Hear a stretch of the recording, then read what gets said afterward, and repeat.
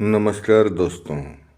आज हम बात करने वाले हैं भारत के 4 लेबर कोड्स की, जो 2019-2020 में बन के तैयार हुए थे, लेकिन आज 2026 में भी चर्चा में हैं। आखिर ऐसा क्यों?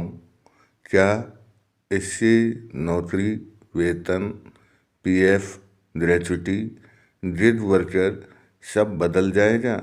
इस वीडियो के अंत तक आपको पूरा सच, पूरा टाइमलाइन और भ्रम बनाम हकीकत सब समझ आ जाएगा। दोस्तों, वीडियो में बने रहें। दोस्तों,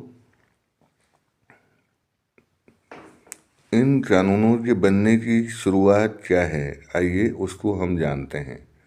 दोस्तों, कुछ 1920 के ज़माने में, कुछ 1947 के ज़माने में हम चलते हैं। भारत में इससे पहले 29 अलग अलग श्रम कानून थे। नतीजा क्या था उसका?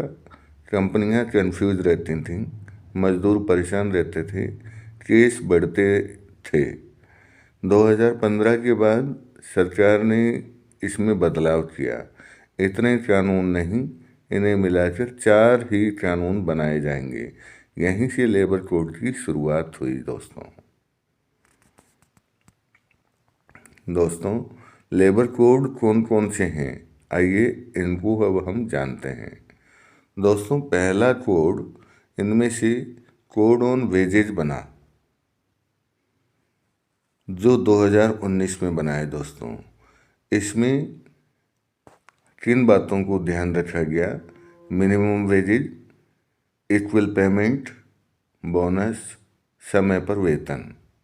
दूसरा कानून दोस्तों, इंडस्ट्रियल रिलेशन कोड 2020 में बनाया गया। इसमें 3 बातों को ध्यान में रखा गया: union, strike, hire and fire नियम। तीसरा कोड दोस्तों, कोड ऑन स्पेशल सिक्योरिटी 2020 बनाया गया, जिसमें PF, ESI, gratuity, maternity, gig worker, जो कि पहली बार इंट्रोड्यूस हुआ, उसको सम्मिलित किया गया। चौथा कोड दोस्तों, वह भी 2020 में आया है, ओएसएच कोड, जो कि वर्किंग आवर्स को लेके रूलिंग देता है। Safety, night shift for women, factory, mine, construction इत्यादि पर बनाया गया है। सारांश यह है दोस्तों, 2020 में 3 कानून बनाए गए: industrial relation code, code on social security and OSH code, और एक कोड वेजेज पर जो बनाया है वह 2019 में बनाया है। इस प्रकार ये कोड तो 2019-2020 में बनकर तैयार हो गए। 2020 में कोविड के समय ये 3 कोड, और 2019 में पहले से ही राष्ट्रपति की मंजूरी भी मिल गई, यानी कानून बन चुके, सब कागज पर तैयार हैं। फिर लागू क्यों नहीं हुए, अब इस बात पर हम चर्चा करेंगे। दोस्तों, लेबर विषय कॉन्करेंट लिस्ट में है। लेबर शब्द का जो विषय है वह कॉन्करेंट लिस्ट में है, यानी केंद्र और राज्य सरकार दोनों इसमें एक साथ होना चाहिए, तब इस लेबर विषय पर कुछ निष्कर्ष बन सकता है। ट्रेड यूनियन का विरोध होता रहा, वर्किंग आवर को लेकर, हायर फायर, पीएफ कटौती को लेकर। अब हम इसमें जो बात कर रहे हैं कि ये लागू क्यों नहीं हो पाए इतने दिनों तक, उस पर बात हो रही है। पहला कारण लेबर विषय, दूसरा कारण ट्रेड यूनियन का विरोध, तीसरा कारण राज्य सरकारें अपना नियम नहीं बना पाईं, चौथा कारण चुनाव और रणनीति। इसलिए ये कानून बने, लेकिन अधिसूचना अटकी रही। अब दोस्तों बात करते हैं कि अब क्या हो गया कि यह 2023 से चर्चा में इतना तेजी से आ गया है। देखिए दोस्तों, पीएफ और सैलरी स्ट्रक्चर इससे बदलेगा, टेक होम सैलरी थोड़ा घटेगा, रिक्रूटमेंट इससे ज़्यादा भी होंगे और प्रभावित भी होंगे, रिटायरमेंट तेज होंगे,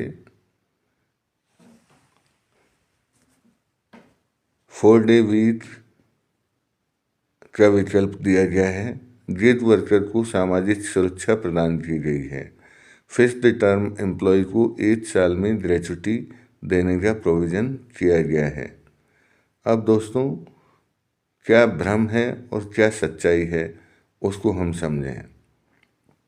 दोस्तों इसमें एक बात निकल कर आ रही है कि ग्रेच्युटी 1 साल में सबको मिलेगी।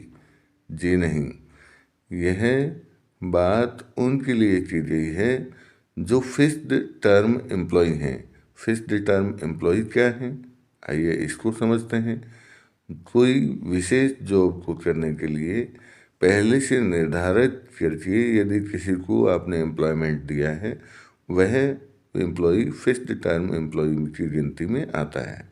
ऐसे व्यक्ति को 1 साल की अवधि हो जाने के बाद आपको ग्रेच्युटी देना होगा। अब 1 साल हो चाहे 2 साल उसने जॉब किया है या 3 साल किया है, जितने साल उसने जॉब किया है उनको आपको ग्रेच्युटी देने का है। बाकी रेगुलर एम्प्लॉय के लिए एवं कॉन्ट्रैक्टर के थ्रू जो एम्प्लॉय हैं उन दोनों के लिए ग्रेच्युटी का नियम पूर्ववत 5 साल ही रहेगा। दोस्तों सारे कानून फेल हो गए, लागू करने की प्रक्रिया लेकिन चल रही है। दोस्तों लेबर कोड पुराने नहीं हैं, उनका असर अब शुरू होने वाला है, लेकिन कर्मचारियों को भी समझना ज़रूरी होगा इनको, और एम्प्लॉयज़ को भी इसकी तैयारी करनी होगी। दोस्तों वीडियो आपको कैसा लग रहा है उसके लिए आप लाइक करें, इसको शेयर करें, और यदि आपको कुछ नहीं समझ में आया है तो आप कमेंट में करें।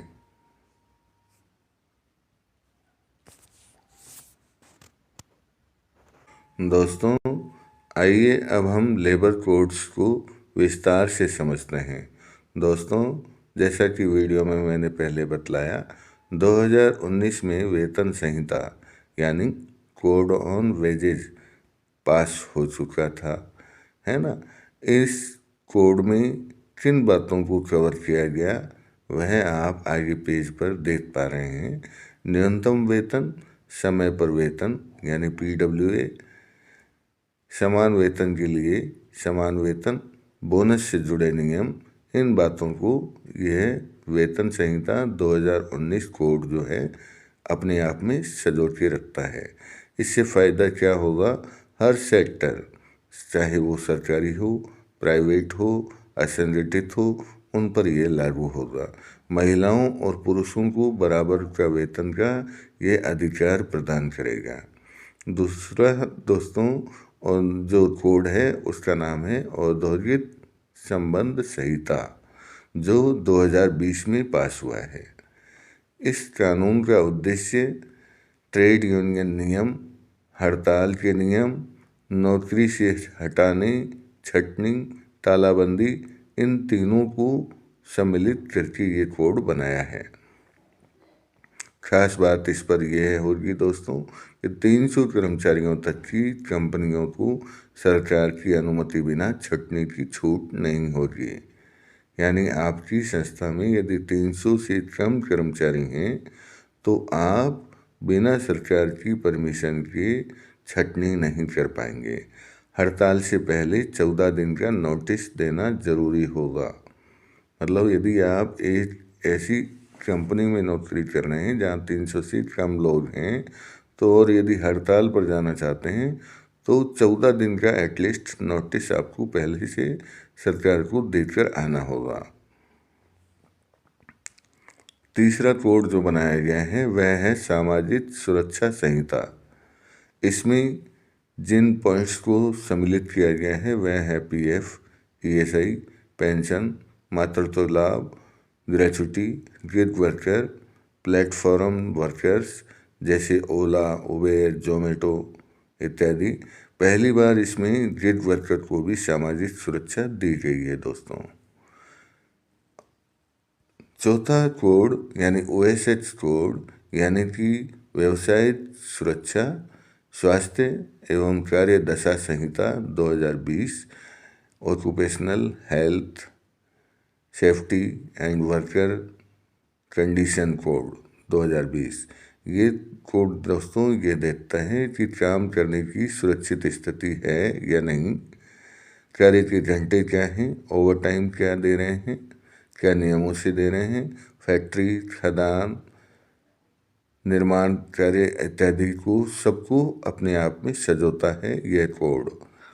खास बात इसमें ये दी गई है दोस्तों कि महिलाओं को रात में काम करने की अनुमति दी गई है, लेकिन कंडीशंस के साथ में। अधिकतम 8 घंटा और 4 घंटे वर्किंग मॉड्यूल का विकल्प दिया है। यानी ये चारों कार्ड दोस्तों वर्तमान में इन कोड्स की अब स्थिति क्या है, आइए इस पर हम समझते हैं। दोस्तों ये चारों कोड कानूनी रूप से पास हो चुके हैं, लेकिन अभी पूरे देश में एक साथ लागू नहीं हुए हैं। राज्य सरकारें अपना नियम बना रही हैं। दोस्तों अब आपके मन में यह सवाल आ रहा होगा कि नया क्या है, इन 4 कोड में कौन कौन से पुराने कानूनों को सम्मिलित करके इन 4 कोड को निर्माण किया गया है। दोस्तों हम आपको बतलाएं कि कुल मिलाकर 29 कानूनों से ये 4 कोडों को गठन किया गया है। इनका उद्देश्य कानूनों को सरल बनाना है और कुछ उपयोगी बनाना है, असमंजस की स्थिति को दूर करना है। दोस्तों पहले कोड वेतन संहिता 2019 में 4 पुराने कानून मिलाए गए हैं। Payment of wages act 1936, minimum wages act 1948, payment of bonus act 1965, equality remuneration act 1976। दोस्तों अब बात करते हैं अगले कोड औद्योगिक संबंध संहिता 2020। इंग्लिश में बोलें तो इंडस्ट्रियल रिलेशन कोड 2020। इसमें 3 पुराने कानूनों को सम्मिलित किया गया है। Trade union act 1926, industrial employment standing order act 1946, industrial dispute act 1947। तीसरा कोड सामाजिक सुरक्षा संहिता 2020 यानी कोड ऑन सोशल सिक्योरिटी 2020। इसमें 9 पुराने कानूनों को सम्मिलित किया गया है दोस्तों, जो इस प्रकार हैं। Employ provident fund and miscellaneous provision act 1952। दूसरा employ state insurance act 1948, employ corporation act 1923, maternity benefit act 1961, payment on gratuity act 1972, senior workers welfare fund act 1981, building and other construction workers welfare cess act 1996, unorganised workers social security act 2008, beedi worker welfare fund act 1976। इन 9 पुराने कानूनों को मिलाकर ये तीसरा code जिसका नाम दिया गया है सोशल सिक्योरिटी कोड। चौथा कोड जिसकी हम बात अब कर रहे हैं, इसमें 13 पुराने कानूनों को मिलाया गया है दोस्तों, जो कि जिसका नाम दिया है व्यवसाय सुरक्षा स्वास्थ्य एवं कार्य दशा संहिता कोड 2020। इंग्लिश में बोलें तो occupational safety health and working condition code, short form बोलें तो OSH कोड 2020। इसमें 13 पुराने कानूनों को मिलाया गया है, जो इस प्रकार हैं: factory act 1948, mines act 1952, plantation labour code 1951, contract labour act 1970, inter state migrant workman act 1979, working journalism act 1955, motor transport workers act 1961, beedi and cigar workers act 1966, sales promotion employ act 1976, cine worker and cinema theatre workers 1981, dock workers safety health and welfare act 1986, building and other construction workers regulation and employment act 1996, contract labour central advisory board rules से जुड़े कानून। इस प्रकार ये 29 कानूनों को मिला के इस कोड की रचना की गई है। अब दोस्तों, इन कोड्स की हिस्ट्री हम देखते हैं कि ये कोड का मतलब कब से अभी इन दिनों शुरुआत हुआ और कब से ये चर्चा में आए हैं। दोस्तों, 23 जुलाई 2019 को कोड ऑन वेजेज 2090 लोकसभा में पेश हुआ। राज्यसभा में 2 अगस्त 2019 को पास हो गया। राष्ट्रपति से मंजूरी मिल गई 8 अगस्त 2019 को। अभी वर्तमान में इसकी स्थिति यह है कि पूरे देश में लागू नहीं हुए हैं। केंद्र सरकार ने नियम बना दिए हैं और राज्य सरकारें अपना नियम इस पर बना रही हैं। दूसरा कानून की बात करें, इंडस्ट्रियल रिलेशन कोड 2020। ये कानून बना था दोस्तों 19 सितंबर 2020 को। लोकसभा में 22 सितंबर 2020 को पास हुआ। राज्यसभा में 23 सितंबर 2020 को पास हुआ। राष्ट्रपति की मंजूरी मिल गई 28 सितंबर 2020 को। इसकी भी स्थिति वही है, अभी राज्य सरकारें इस पर अपना नियम बना रही हैं। Code on social security 2020। दोस्तों, यह 19 सितंबर 2020 को पास हुआ। 22 सितंबर को लोकसभा में, 23 सितंबर को राज्यसभा में और 28 सितंबर 2020 को राष्ट्रपति की मोहर लग चुकी।